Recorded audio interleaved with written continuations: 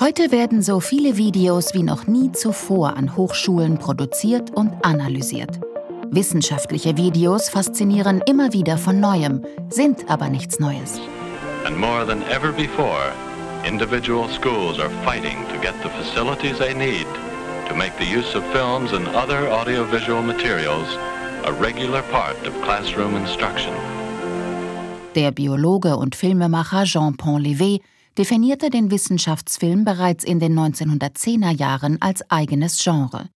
Der Father of Science Cinema sah Forschung am Film immerzu in Verbindung mit der Forschung mit dem Film.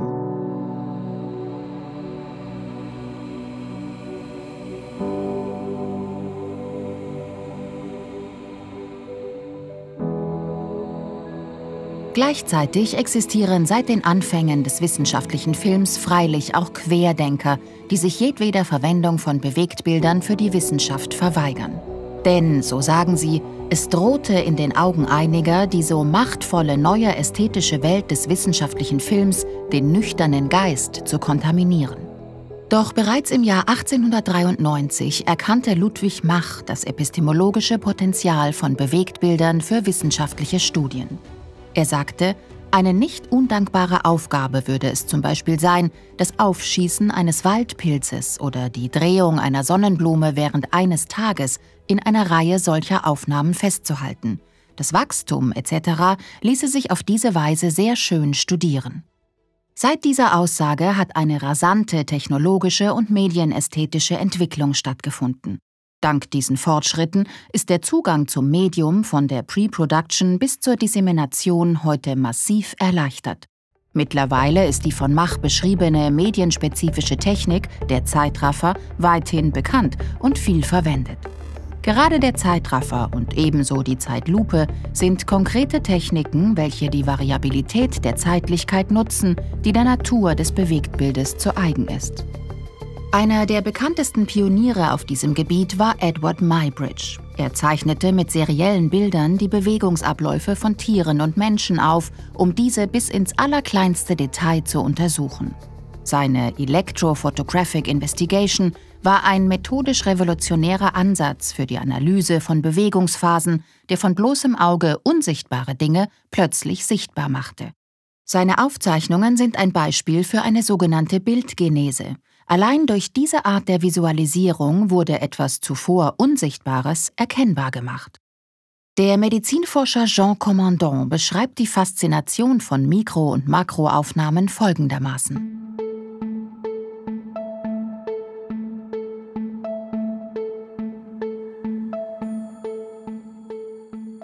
Filmische Techniken können damit als Forschungsinstrument verstanden werden, da ihre Anwendung zu neuen Erkenntnissen und Wissen führen kann. Unter welchen Bedingungen die Kamera jedoch als epistemisches Instrument fungieren kann, wird bis zum heutigen Tag in vielen Disziplinen kontrovers diskutiert. Der Kommunikationswissenschaftler Scott Curtis verweist auf die revolutionären Eigenschaften des Mediums. Die Filmtechnik, sagt er, lockte den unerschrockenen Forscher mit einer Reihe von Vorteilen. Sie liefert für Curtis im Vergleich zur Beobachtung mit dem natürlichen Auge eine mechanische und automatische, also eine objektive Aufzeichnung, die sich kaum anzweifeln lässt. Sie untermauerte wissenschaftliche Thesen mit dem Gewicht substanzieller Beweiskraft. Der Observational Mode wurde damals im Forschungsfilm als eine Realitätserfahrung definiert, die die Sichtweise des individuellen Beobachters objektiviert. Diese scheinbare Objektivität der Aufnahme steht jedoch im Widerspruch zur filmischen Praxis. Es werden in jedem Schritt der Produktion eine Reihe mehr oder weniger arbiträrer Entscheidungen getroffen. Bildperspektive, Kamerabewegung, Wahl der Linse, Bildrate, Beleuchtung, Aufnahmestart, Montage, Color Grading, Sounddesign, Ton-Bild-Zusammenspiel und so weiter. Dieser Widerspruch sollte, so die weit verbreitete Annahme, mit einer Vermeidung von Montagetechniken sowie der Reduktion auf eine totale und eine statische Bildeinstellung in Zentralperspektive eliminiert werden. Es sollte so der Imperativ der visuellen Episteme, der erkenntniskritische Abstand zwischen der Welt und ihrem Bild, auf Null abgesenkt werden. Bis in die Gegenwart zählt die statische Einstellung als filmisches Verfahren zum Tacit Knowledge über audiovisuelle Bewegtbilder in der Wissenschaft und wird auch heute noch stillschweigend akzeptiert. Die Frage nach dem Grad der Objektivität steht übrigens auch heute noch bei jeder technologischen Innovation im Brennpunkt der Diskussionen. So wurde bei den 360-Grad-Videos für Virtual Reality gleich zu Beginn mit einer objektiveren Sichtweise auf die Geschehnisse argumentiert, da die Bildrahmung angeblich wegfällt. Wie bereits durch die Pioniere des Wissenschaftsfilms erkannt, ist das Potenzial des Mediums allerdings nicht auf eine objektive 1:1 von Ereignissen beschränkt. Gerade die gezielte Nutzung der medienspezifischen Eigenschaften erweitert den epistemischen Möglichkeitsraum und eröffnet damit den Weg zu neuen Erkenntnissen. Selbstverständlich muss dabei die wissenschaftliche Herangehensweise bewahrt werden.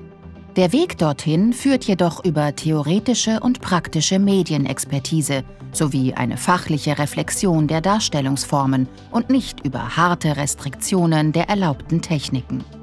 Darüber hinaus erlaubt das Bewegtbild eine verdichtete Darstellung von wissenschaftlichen Phänomenen. So werden beispielsweise die hochkomplexen mathematischen Modelle der Klimawissenschaften heute routiniert als animierte Bewegtbilder veröffentlicht. Diese Visualisierungen transportieren Modelle aus Tausenden von gekoppelten Differentialgleichungen in einer kaum anders erreichbaren Geschwindigkeit, Präzision und Wahrnehmbarkeit. Diese vielschichtigen Beispiele zeigen uns, seit mehr als einem Jahrhundert werden an Hochschulen wissenschaftliche Praktiken visuell dokumentiert, dem bloßen Auge unsichtbare Phänomene erfahrbar gemacht und wissenschaftliche Erkenntnisse anhand videografischer Analysen erzeugt. Die im Rahmen dieser audiovisuellen Forschungen entstandenen Aufnahmen sind zugleich das ideale Ausgangsmaterial für Lehrvideos. Wir sollten gerade heute, im Zeitalter der Omnipräsenz von Videos im Hochschulalltag, von den Diskursen unserer Vordenker lernen, deren Erkenntnisse kritisch in unsere Produktionspraxis einfließen lassen und kreativen Gebrauch von den Möglichkeiten des Mediums machen.